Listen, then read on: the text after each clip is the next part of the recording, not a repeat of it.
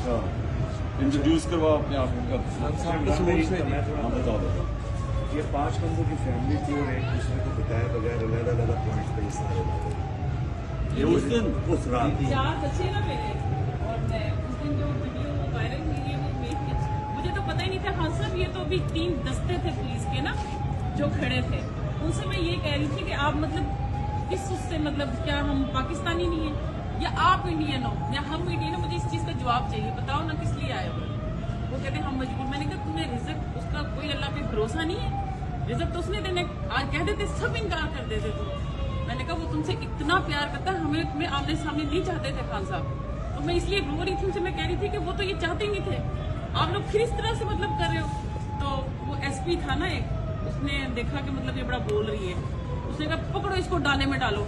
मैंने कहा हाँ डाले में डालो, मुझे सारी गोलियां यहाँ खाकर जाऊंगी, जिंदा नहीं जाऊंगी। तुमने क्या समझाया? वो कहता है उसने मुझे गाली दी ना एसपी ने।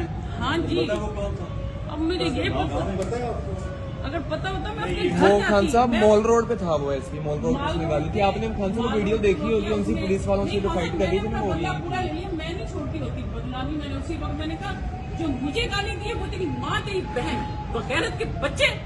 देखकर ये तो बड़ा बोल रही है, इसको तो फिर मुझे इधर सोटी मारी है अच्छी सी ना जरा जोर से। मैंने कहा सोटी से क्या होता है, गोली मारो ना, मारो गोली इधर। हमारी ऐसी की तैसी तुम्हारी, आए हो तुम लेने के लिए खान को, हाथ तो लगाकर देखो, पहले हमें मारो ना फिर उधर पहुंचना तुम, तुम्हारी जुर्रत तुम्हारी। अच्छा जी, वो लगे हुए थे उस वक्त, तो मुझे उस वक्त इतना समझ नहीं आ रही थी कि क्या।